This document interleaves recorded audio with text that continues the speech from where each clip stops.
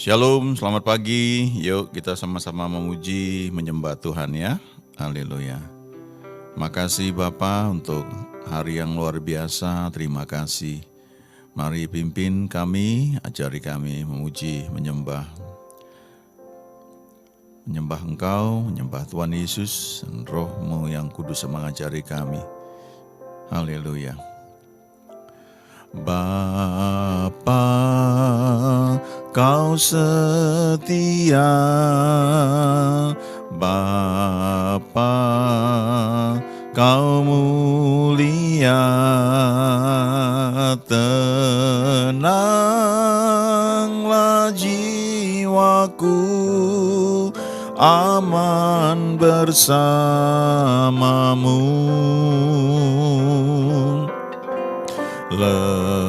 Lebih dari harta, Kaulah segalanya.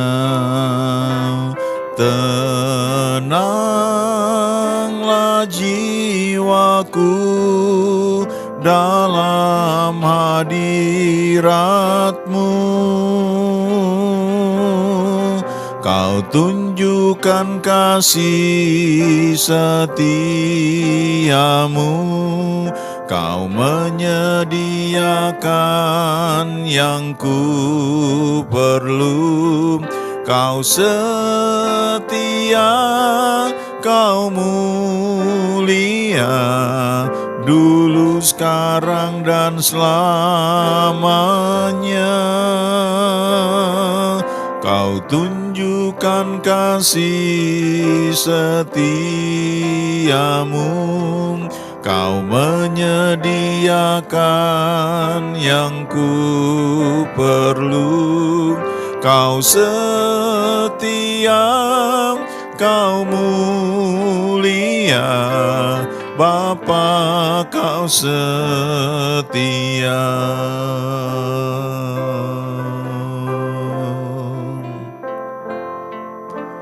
Bapa, Kau setia, Bapa, Kau mulia, tenanglah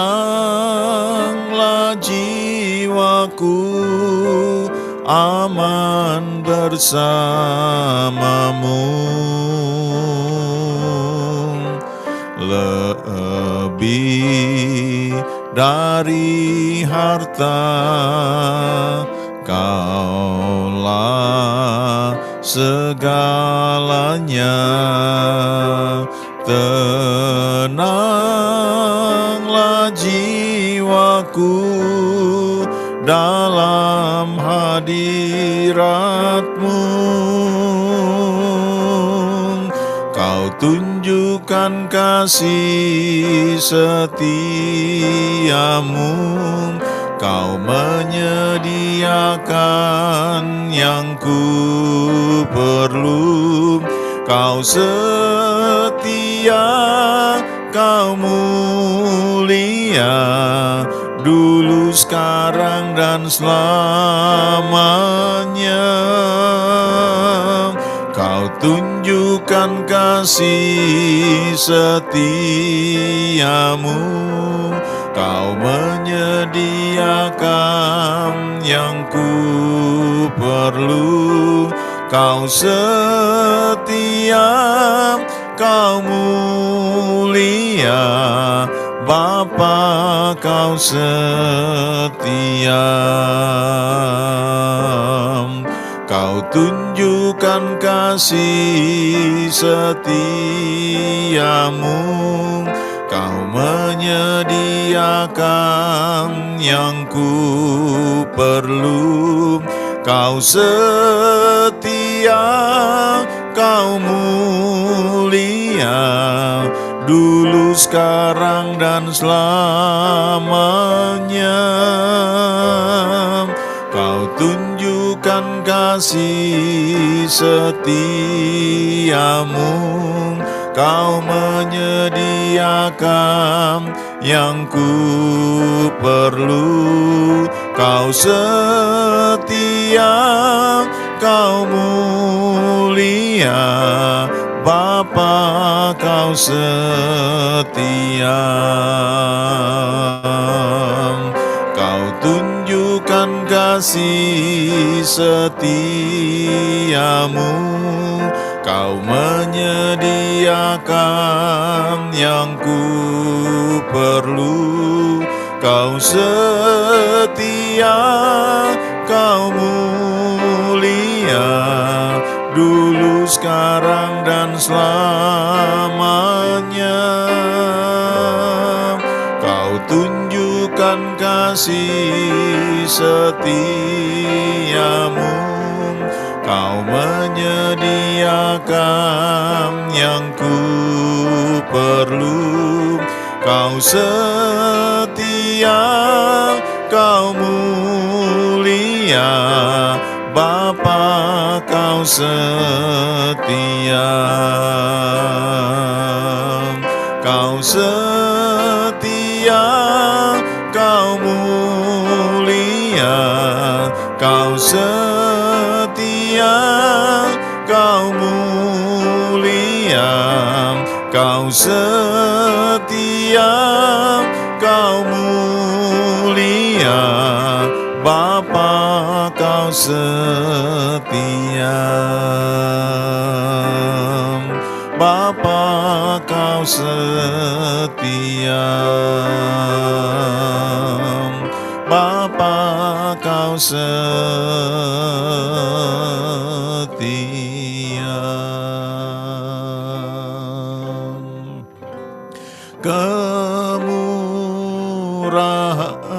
Kemurahan-Mu lebih dari hidup. Kemurahan-Mu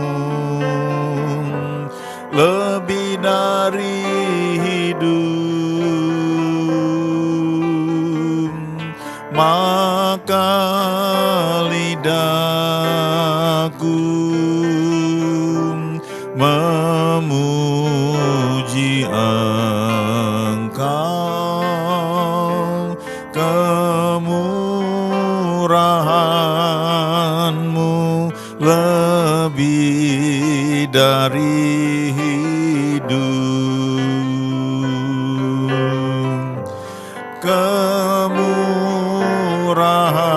Kemurahan-Mu lebih dari hidup. Kemurahan-Mu lebih dari hidup. Maka lidahku memuji Engkau. Kemurahan-Mu lebih dari hidup. Kemurahan-Mu lebih dari hidup. Kemurahan-Mu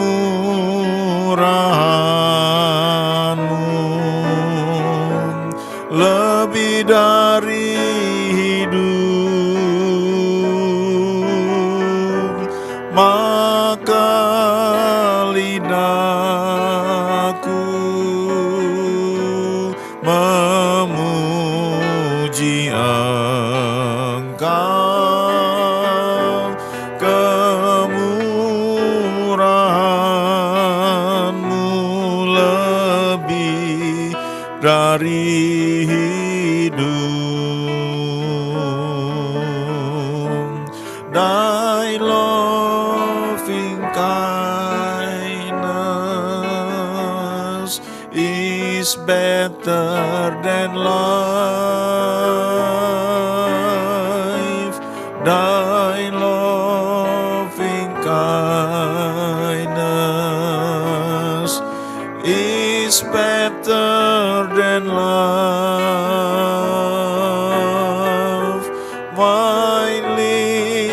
shall praise thee, thus will I bless thee. I will lift up my hands unto thy name. Thy loving kindness is better than life. Thy loving kindness is better than life. My lips shall praise thee, thus will I bless thee. I will lift up my hands unto thy name. Kemurahan-Mu, kemurahan-Mu lebih dari hidup. Kemurahan-Mu lebih dari hidup. Maka lidahku memuji Engkau. Kemurahan-Mu lebih dari hidup. Maka lidahku memuji Engkau. Kemurahan-Mu lebih dari hidup. Oh, maka lidahku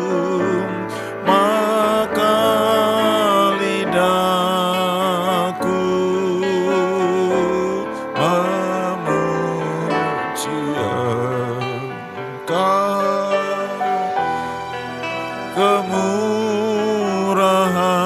Kemurahan-Mu lebih dari hidup.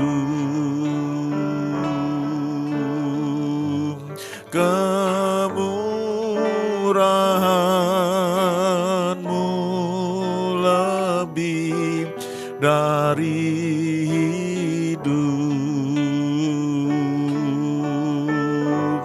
Kemurahan-Mu lebih dari hidup.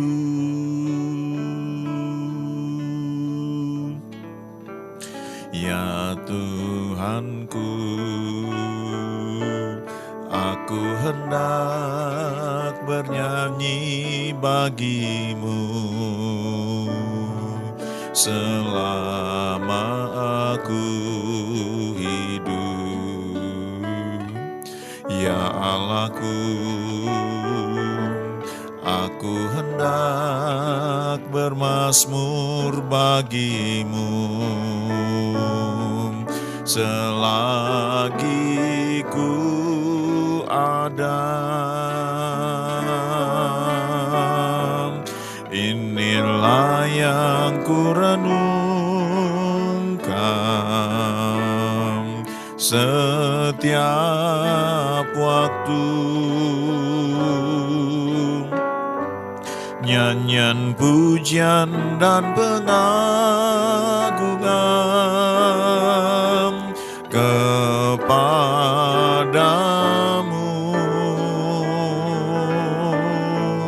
Biarlah manis kau dengar Tuhan. manis kau dengar Tuhan, dan hatiku bersuka karenamu.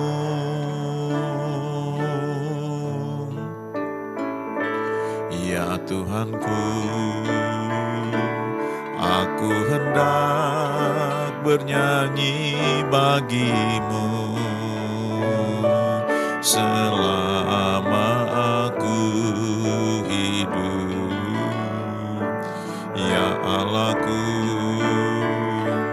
aku hendak bermazmur bagimu selagi ku ada. Inilah yang ku renungkan setiap waktu, nyanyian pujian dan pengagungan kepadamu.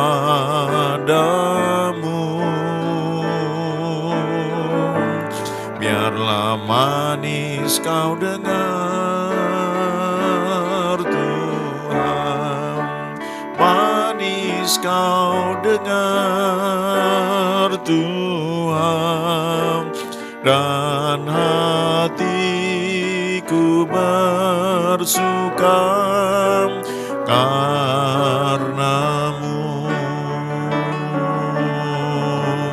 Inilah yang ku renungkan setiap waktu, nyanyian pujian dan pengagungan kepadamu.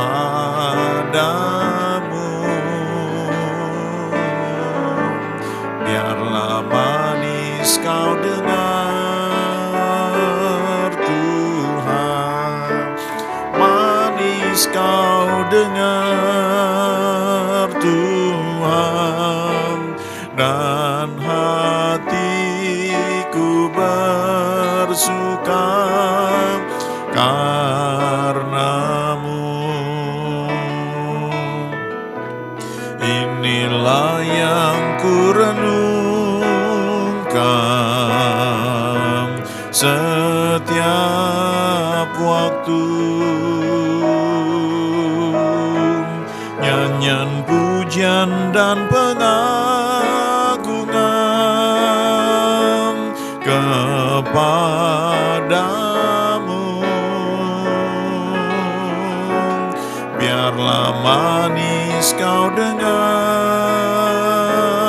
Tuhan, manis kau dengar Tuhan, dan hatiku bersuka karenamu. Inilah yang ku renungkan, inilah yang ku renungkan setiap waktu, nyanyian pujian dan pengagungan kepadamu.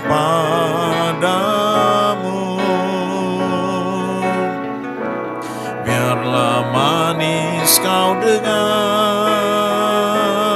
Tuhan, manis kau dengar Tuhan, dan hatiku bersuka karenamu.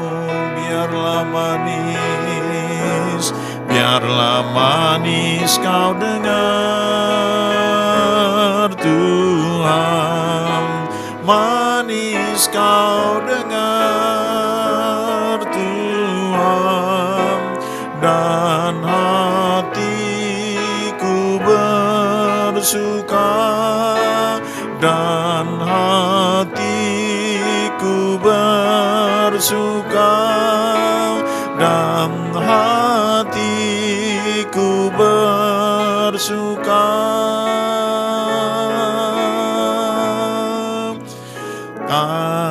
karena-Mu. Takkan pernah ku bawa selain yang terbaik, yang harum dan sejati di hadapan tatamu. Yesusku, terimalah korban syukurku ini yang mengalir di hatiku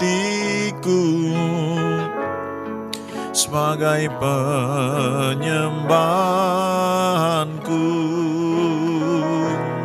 Takkan pernah ku bawa selain yang terbaik, yang harum dan sejati di hadapan tatamu. Yesusku, terimalah korban syukurku ini yang mengalir di hatiku sebagai penyembahanku, yang mengalir di hatiku, yang mengalir di hatiku, yang mengalir di hatiku sebagai penyembahanku.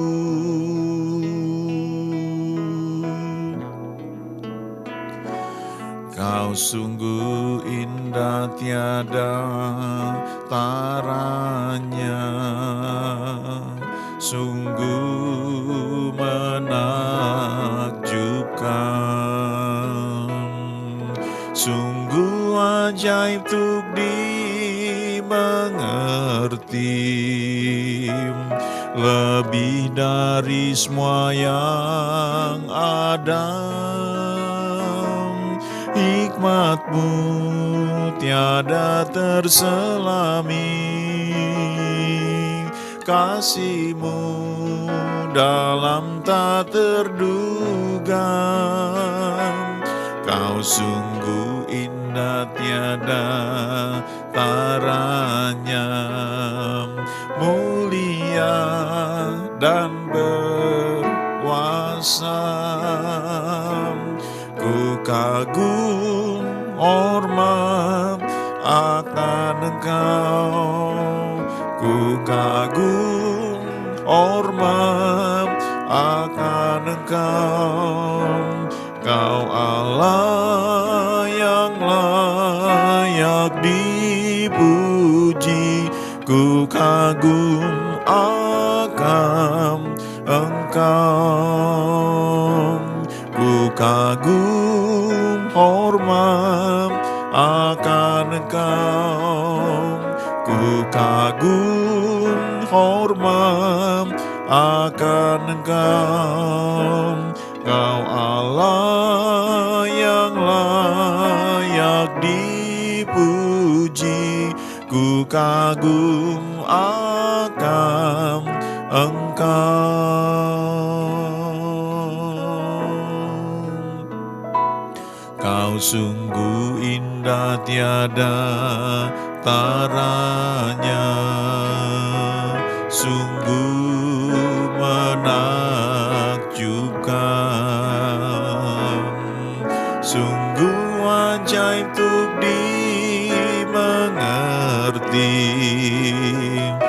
lebih dari semua yang ada.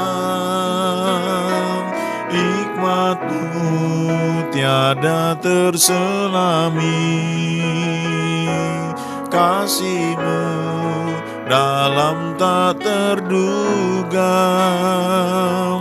Kau sungguh indah tiada taranya, mulia dan berkuasa. Ku kagum hormat akan Engkau, ku kagum hormat akan Engkau. Kau Allah yang layak dipuji, ku kagum akan Engkau. Ku kagum hormat akan Engkau, ku kagum hormat akan Engkau. Kau Allah yang layak dipuji, ku kagum akan Engkau. Ku kagum akan Engkau, ku kagum akan Yesus.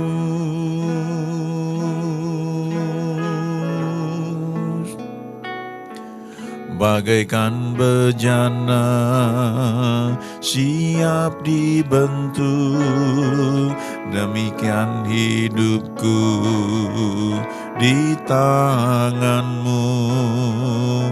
Dengan urapan kuasa Roh-Mu, ku dibaharui selalu.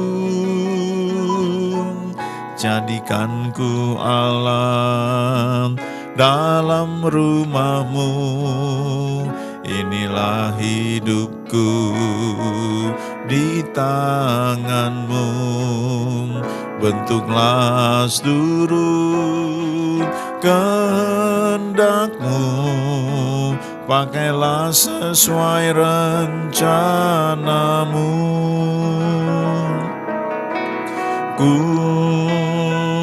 mau seperti-Mu Yesus, disempurnakan selalu dalam segenap jalanku, memuliakan nama-Mu. Ku mau seperti-Mu Yesus, disempurnakan selalu dalam segenap jalanku, memuliakan nama-Mu. Ku mau seperti-Mu Yesus, disempurnakan selalu dalam segenap jalanku, memuliakan nama-Mu. Ku mau seperti-Mu Yesus, disempurnakan selalu dalam segenap jalanku, memuliakan nama-Mu, memuliakan nama-Mu, memuliakan nama-Mu.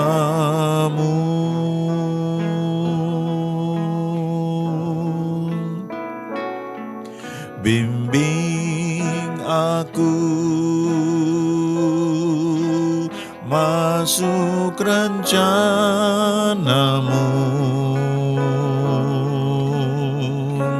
untuk membesarkan kerajaanmu. Ku mau mengikuti kehendak-Mu ya Bapa. Ku mau selalu menyenangkan hati-Mu. Ku mau selalu menyenangkan hati-Mu. Ku mau selalu menyenangkan hati-Mu. Terima kasih Engkau yang mengajari kami jalan-jalan-Mu supaya kami hidup di dalamnya senantiasa. Bapa, Engkau baik dalam hidup kami. Seperti yang firman Tuhan katakan, Bapa, manakah di antara kamu yang jika anaknya meminta roti, meminta ikan, atau minta makanan, minta telur, lalu memberikan kalajengking, batu, atau ular, atau hal-hal yang tidak baik. Jadi kalau kami di dunia ini tahu memberi yang baik bagi anak-anak kami, apalagi Bapa yang di surga. Makasih, dan pagi hari ini ajari kami. Di dalam nama Yesus kami berdoa. Amin. Shalom saudara, saya selalu ingat ada seorang hamba Tuhan, ya, dia sudah bersama Tuhan di surga saat ini, ya. Sekian puluh tahun yang lalu dia termasuk tokoh kegerakan yang Tuhan pakai di Indonesia. Ya. Salah satu bukunya itu menceritakan empat hal, ya, 4 prinsip dalam kehidupan yang dia pegang dalam melayani Tuhan. Ya, saya lupa urutannya, ya. Tetapi belakangan buat saya sendiri, saya belajar, ya, mungkin bisa beda tiap orang, ya. Tapi buat saya urutan pertama itu adalah persekutuan pribadi dengan Tuhan, ya, persekutuan yang erat dengan Tuhan. Ada beberapa hamba Tuhan yang memang karena mereka punya waktu banyak, ya, dalam arti mereka mendedikasikan hidupnya untuk melayani Tuhan, sehingga mereka itu menyediakan waktu yang cukup lama, ya, bisa berjam-jam dalam persekutuan dengan Tuhan. Ya, ada pendeta yang terkenal, ya, dulu ketika dia sedang berdoa, presiden dari negara itu datang mau bertemu, tapi sekretarisnya bilang, Pak Pendeta sedang berdoa, jadi nggak bisa diganggu. Jadi setelah lewat entah berapa lama, baru presiden negara tersebut bisa bertemu, ya, dengan hamba Tuhan ini.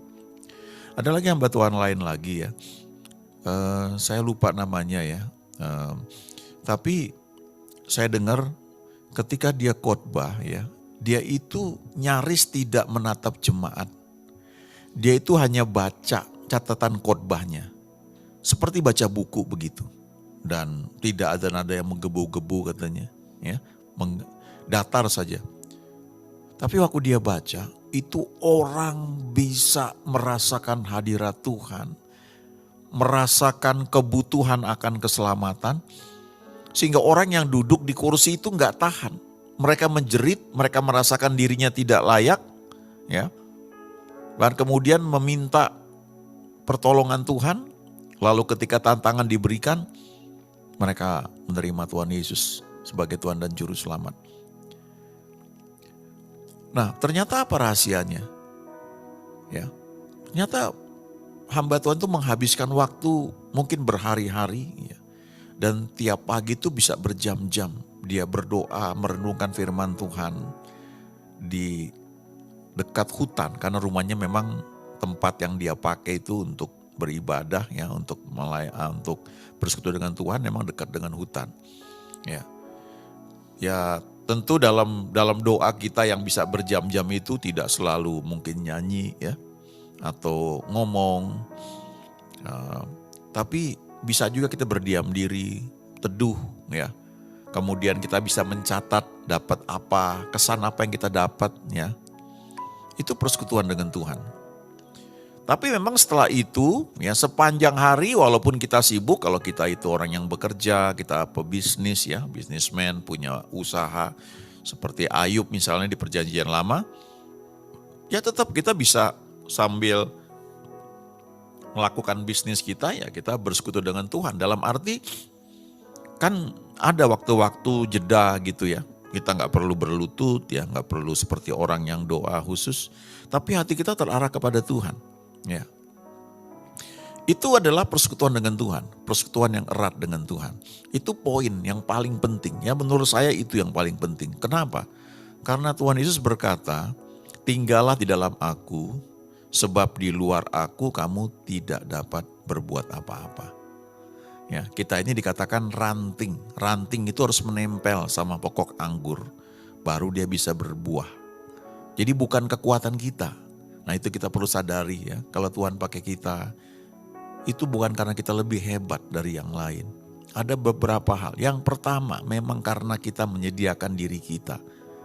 Ya. Yang kedua bisa memang karena tidak ada orang lain.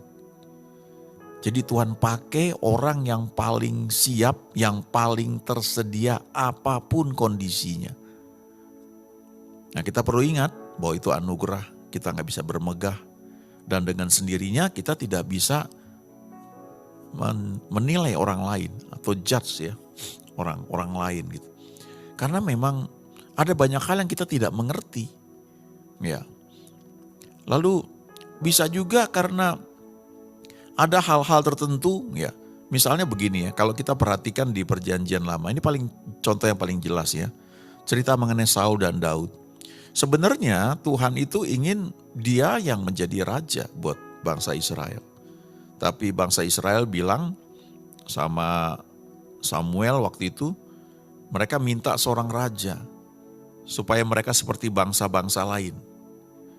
Lalu kalau kita baca kisahnya itu di kitab Samuel, hal itu menyebalkan Samuel. Tapi terus Tuhan ngomong sama Samuel, sudah jangan sedih hati, bukan kamu yang ditolak, itu aku yang ditolak. Gak apa-apa, kamu pilihlah seorang raja, ya nanti aku tunjuk ya, kamu urapi dia. Dan terpilihlah Saul. Nah tetapi Saul ini belum cukup matang, belum cukup siap secara rohani. Sebenarnya itu kesempatan yang bagus buat dia untuk belajar. Kan ada Samuel yang membimbing. Ya. Tapi kita lihat kegagalan demi kegagalan yang dia alami. Dalam arti mentaati tuntunan Tuhan. Atau mengikuti perintah yang Tuhan sampaikan lewat Nabi Samuel. Jadi waktu saatnya mempersembahkan korban. Waktu itu mau perang. Samuel ini terlambat datang.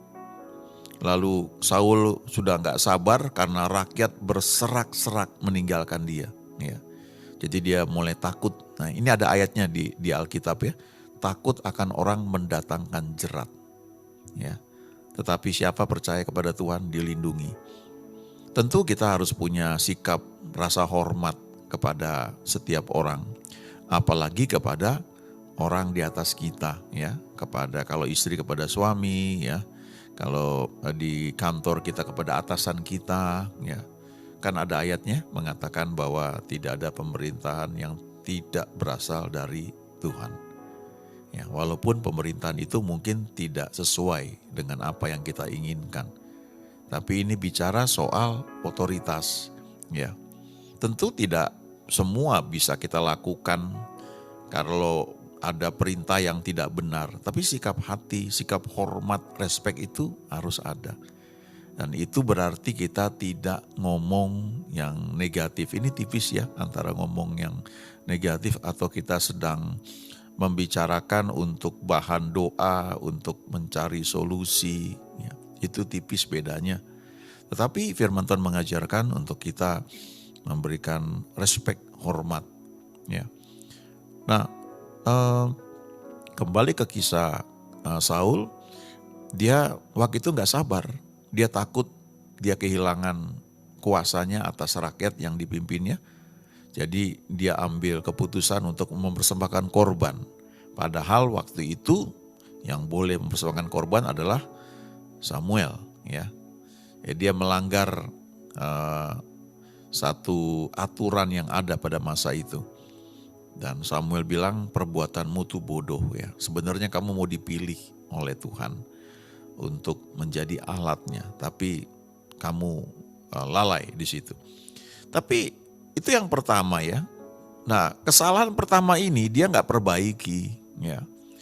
Dia tidak terlihat usaha dia untuk sungguh-sungguh ya berubah, dan akhirnya kesalahan kedua ketika perintah untuk membasmi orang Amalek waktu itu ya, dibasmi semua, tapi dia menyelamatkan barang-barang yang baik ya, dengan maksud untuk memberi korban ya, persembahan kepada Tuhan.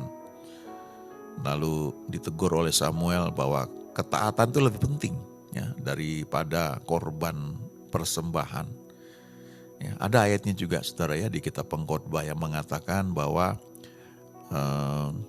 menghampiri untuk mendengar jauh lebih baik ya, adalah baik ya untuk datang menghampiri untuk mendengar ya, daripada kita mempersembahkan korban-korban yang kita lakukan tanpa tuntunan Tuhan, dan itu sifatnya ceroboh ya, dan itu kejahatan ya, disebut dalam firman Tuhan. Kalau melakukan sesuatu bahkan bukan karena dorongan rohku, itu disebut pemberontak ya. Jadi di perjanjian lama khusus itu keras sekali. Dan akhirnya Samuel bilang Tuhan sudah menolak kamu. Nah kemudian kalau kita baca ya, ketika Samuel bilang itu kepada Saul, Saul bilang hormatilah dulu posisi aku sebagai raja. Ayo kembalilah, ikuti aku ya, untuk kita muncul di hadapan rakyat ya. Nah nanti aku akan menyembah Allahmu ya. Ya kalau kita baca di situ, Saul itu memandang Tuhan itu sebagai Allahnya Samuel, bukan Allahnya dia gitu. Itu sampai seperti itu ya. Dan akhirnya memang Saul walaupun 40 tahun dia memerintah sebagai raja di Israel, tapi di hadapan Tuhan kalau kita baca itu cuma kira-kira 2 tahun pertama dia berkenan di hadapan Tuhan. Lalu Tuhan berkata kepada Saul lewat Samuel, Tuhan sudah memilih seorang yang berkenan kepadanya. Nah itu kalau dihitung waktunya kira-kira 8 tahun ya sebelum Daud lahir. Nah kemudian ketika Daud lahir, Daud diurapi ya menjadi raja, tapi masih nunggu belasan tahun sebelum akhirnya dia betul-betul menjadi raja. Nah apa yang membuat Saul itu bisa tersingkir ya? Karena persekutuan dengan Tuhan, sebenarnya dia tidak miliki itu. Kalau Daud dari sejak mudanya, dia membangun hubungan dengan Tuhan. Jadi walaupun Saul dan Daud sama-sama memerintah 40 tahun, tapi akhir hidup mereka berbeda. Saul itu mati dalam pertempuran, tapi Daud itu sebelum dia meninggal, dia sudah menetapkan penerusnya Salomo dan menjadi raja yang dikenal sangat kaya, paling kaya yang pernah ada di muka bumi ini. Ya, Daud punya persekutuan dengan Tuhan. Banyak mazmur yang ditulis menceritakan mengenai hubungan dia dengan Tuhan. Lagu-lagu yang kita nyanyikan tadi juga banyak bicara tentang persekutuan kita dengan Tuhan. Jadi itu hal pertama ya, hubungan pribadi dengan Tuhan. Kalau saudara melayani, ini tidak tergantikan saudara. Ya, bukan karena banyaknya pelayanan maka kita on fire. Ya, tapi sebenarnya karena persekutuan dengan Tuhan. Memang bisa saja karena kita padat dalam pelayanan, ya kita di perjalanan tetap kita bisa berdoa mungkin ya. Tapi kalau nggak hati-hati kita bisa menaruh pertumbuhan rohani kita itu pada kegiatan. Ya, dulu ada seseorang yang saya kenal sangat aktif sekali pelayanan dari Senin ketemu Senin. Dan ketika ada masalah di gerejanya sehingga tidak boleh ada kegiatan di gereja selain hari Minggu, maka dia cuma bisa hari Minggu. Nah, langsung itu seperti ikan ya keluar dari air megap-megap ya, selama seminggu Senin sampai Sabtu itu nggak tahu ya mau ngapain, kekeringan rohani dia alami. Kenapa? Karena kerohaniannya dia taruh pada kegiatan. Waktu kegiatan itu nggak ada, dia kelaparan secara rohani. Hal yang sama juga sebenarnya seperti kisah Nuh ya. Kalau kita baca di Alkitab ya, ada dua orang yang disebut bergaul dengan Allah. Yang pertama itu Henok. Henok hidup bergaul dengan Allah lalu dia angkat hidup-hidup. Yang kedua itu Nuh. Nuh juga dikatakan bergaul dengan Tuhan. Ya, walk with God. Tetapi kalau kita perhatikan ya, kan Nuh itu sementara bergaul dengan Tuhan, kemudian dia punya anak-anak, anak-anaknya besar, kemudian menikah, jadi Nuh itu punya mantu ya. Nah, Nuh ini khotbah kemana-mana sambil bawa kakeknya Metusala. Dan dia bilang kalau kakekku meninggal nanti itu akan ada air bah. Dan dia khotbah mungkin 100 tahun atau 120 tahun. Sambil dia khotbah terus, gak ada yang bertobat. Lalu kakeknya meninggal, Metusala meninggal, dalam tahun itu air bah datang. Yang masuk ke bahtera cuma Nuh dengan istrinya, lalu 3 orang anak, 3 orang mantu. Nah, lalu mereka terapung-apung ya. Waktu air bah itu naik dan akhirnya setelah air bah surut ya, mereka mendarat. Lalu Alkitab berkata Nuh itu menjadi petani. Nah, sebelumnya kalau kita baca di Perjanjian Baru itu dikatakan Nuh itu pemberita kebenaran. Ya. Jadi dia itu seperti penginjil, hamba Tuhan. Selama 100 tahun lebih ya, dia mungkin khotbah terus, tapi gak ada yang bertobat. Jadi jadwal pelayanan dia penuh.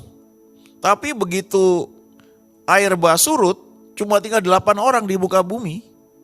Jadwal pelayanan yang tadinya penuh karena banyak orang yang perlu dilayani ya, diberikan firman supaya bertobat. Sekarang tinggal 8 orang termasuk dia. Gak ada lagi orang yang atau jemaat atau pelayan yang mengundang gitu. Lalu dia jadi petani, dia buat kebun anggur. Lalu nggak salah buat kebun anggurnya, tapi kemudian dia mabuk karena anggur itu. Kemudian dia telanjang, lalu 1 orang anaknya tawain dia gitu, dan kemudian Nuh mengutuk gitu ya. Nah kemudian akhir hidupnya Nuh ya udah ya, Nuh mati udah. Beda dengan Henok ya, akhir hidupnya itu diangkat hidup-hidup karena mengalami rapture. Nah kenapa Nuh itu bisa seperti itu, akhir hidupnya itu tidak seperti Henok ya. Karena memang tanpa sadar kehidupan rohani dia itu yang tadinya dikatakan bergaul dengan Allah ya, walk with God. Lalu banyak dia pelayanan ya, terus dia khotbah itu nggak salah ya, memberitakan kebenaran itu nggak salah. Tapi kemudian fokusnya itu bukan kepada walk with God-nya itu, berjalan dengan Tuhan, tapi kepada pelayanan. Jadi begitu pelayanan stop, langsung dia hilang arah, nggak tahu harus ngapain. Dia buat kebun anggur dan dia mabuk. Harusnya dia harus kembali lagi, walk with God, harusnya begitu. Jadi persekutuan dengan Tuhan itu paling penting, tidak tergantikan. Ya, tentu waktunya bisa berbeda-beda ya. Bukan jadi ukuran, oh saya 3 jam tiap hari berdoa. Ya puji Tuhan kalau bisa begitu. Tapi kan enggak semua ya. Saudara yang mungkin punya usaha, bisnis atau bekerja, ya mungkin cuma 10-15 menit.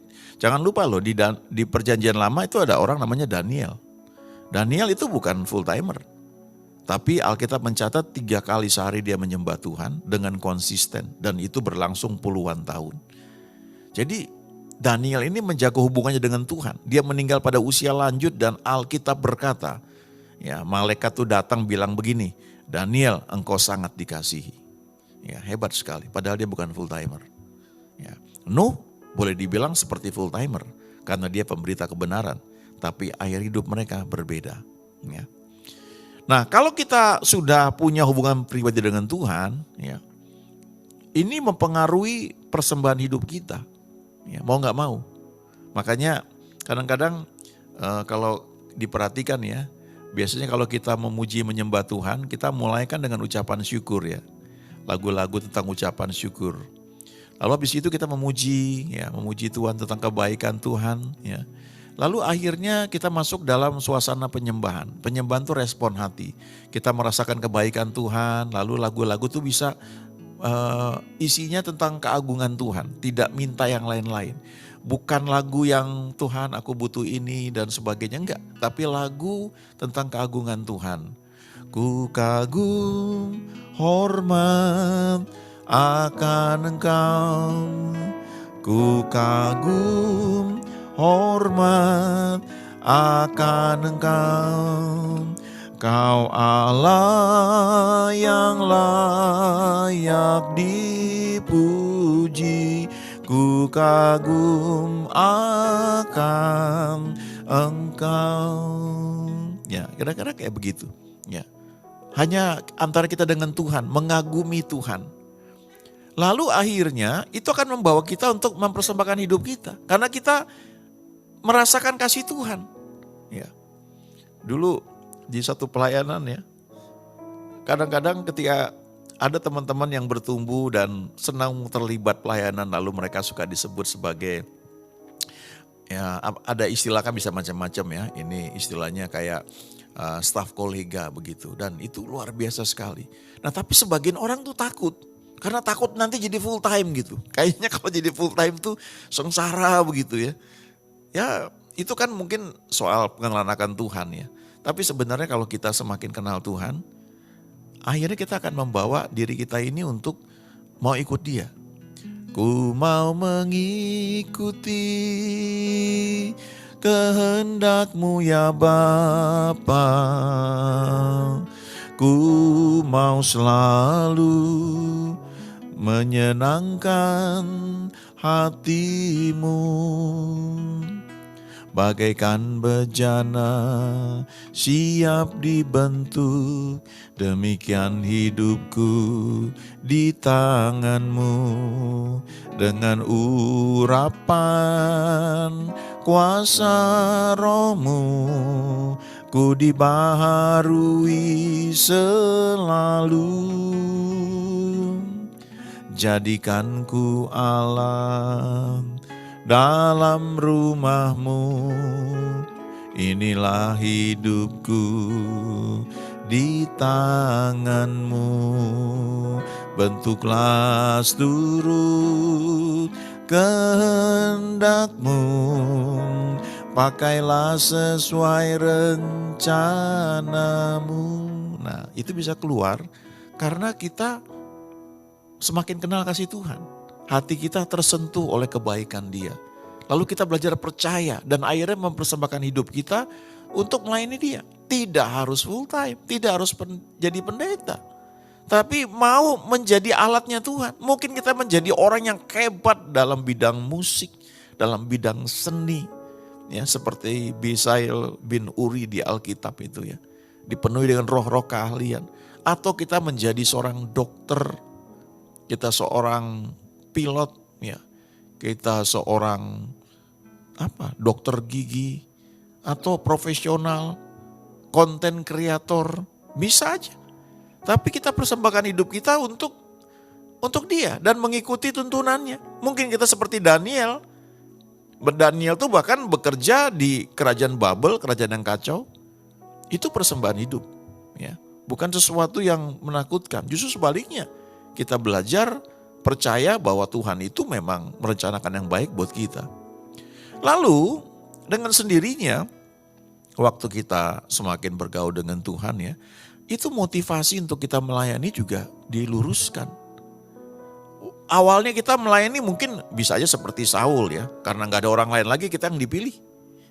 Dalam kemudahan rohani dipilih tanpa persiapan. Nah, kalau betul-betul semakin kenal kasih Tuhan, kita tuh dibentuk, motivasi itu dibentuk. Ya. Ingat Daud ya, ketika dia sudah jadi raja, kemudian dia melakukan kesalahan, karena dia menghitung jumlah rakyat ya. Sebenarnya ngitungnya nggak salah, tapi dia tanpa sadar sudah mulai jatuh dalam kesombongan. Ya, ada pelajaran tersendiri di situ.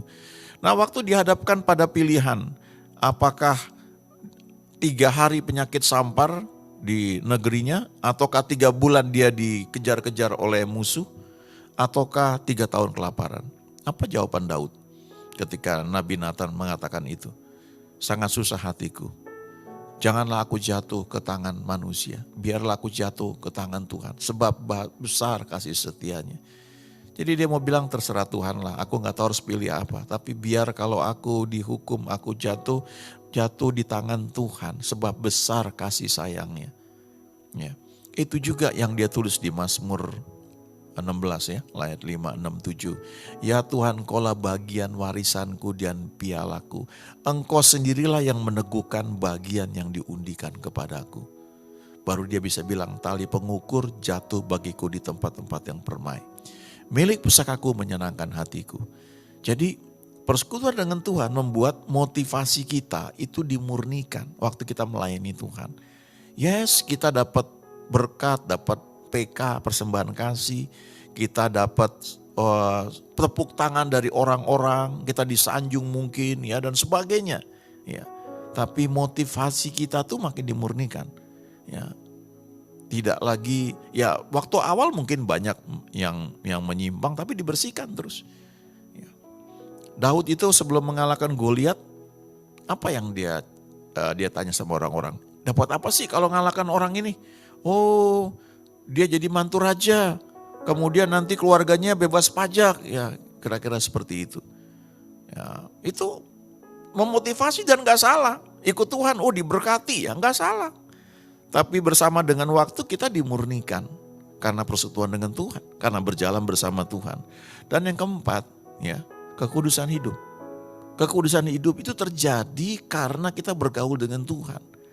Sebab ranting tidak bisa berbuah dari dirinya sendiri. Kita tidak bisa menghasilkan kekudusan yang sesuai standar Tuhan. Gak bisa. Tapi karena kita nempel sama Tuhan, kita itu menjadi serupa dengan Dia. Makanya referen lagu ini, ku mau sepertimu Yesus, disempurnakan selalu. Dalam segenap jalanku memuliakan nama-Mu. Jadi Tuhan yang membersihkan kita. Barang siapa berbuah, ia dibersihkan supaya ia lebih banyak berbuah. Kekudusan itu sebagai akibat kita bergaul dengan Tuhan. Ya, saya ingat ketika Tuhan menampakkan diri kepada Abraham di kitab Kejadian, Tuhan berkata, akulah Allah yang Maha Kuasa, hiduplah di hadapanku dengan tidak bercela. Ya, dalam bahasa Inggrisnya, I am the Almighty God, aku El Shaddai, live before me, ya, walk before me and be perfect, ya, be blameless. Hiduplah di hadapanku dan jadilah sempurna. Bergaulah dengan aku dan jadilah sempurna. Jadi menjadi sempurna itu karena bergaul dengan Tuhan. Ya, kita nggak bisa dengan kekuatan kita untuk menjadi kudus, untuk menjadi sempurna. Tapi ada bagian kita menjaga hidup kita. Jangan baca bacaan yang nggak benar, jangan nonton film yang merusak. Kita memilih itu. Ya, sama kayak kita memilih makanan, jangan makan makanan yang merusak tubuh kita. Pilihannya ada pada kita. Tetapi kekudusan itu berasal dari Tuhan. Kesetiaan itu dari Tuhan, itu buah roh. Ya, karena kita bergaul dengan Tuhan, ranting tidak bisa berbuah dari dirinya sendiri, tapi karena nempel dia berbuah. Salah satu buah roh adalah kesetiaan. Kemudian ketekunan itu Tuhan. sumber ketekunan. Jadi kalau kita bergaul dengan dia, kita menjadi orang yang setia, kita menjadi orang yang tekun. Itu semata-mata karena Tuhan yang berkarya dalam hidup kita. Yuk kita doa ya. Terima kasih untuk pagi hari ini. Terima kasih Tuhan. Ku mau seperti-Mu Yesus, disempurnakan selalu dalam segenap jalanku, memuliakan nama-Mu, memuliakan nama-Mu, memuliakan nama-Mu. Terima kasih Tuhan. Dan kami percaya waktu yang kami lalui bersama Engkau tidak pernah sia-sia. Pemulihan, kesembuhan, berkat melimpah dalam hidup kami. Sesuai dengan firman yang Kau janjikan bagi kami, orang-orang percaya. Kami sudah sembuh oleh karena bilur-bilur Yesus. Engkau sudah memberkati kami dengan segala berkat rohani di alam surgawi. Supaya kami menjadi berkat bagi banyak orang. Terima kasih Tuhan. Dalam nama Yesus kami sudah berdoa. Haleluya. Amin. Amin. Tuhan berkati semua ya. God bless.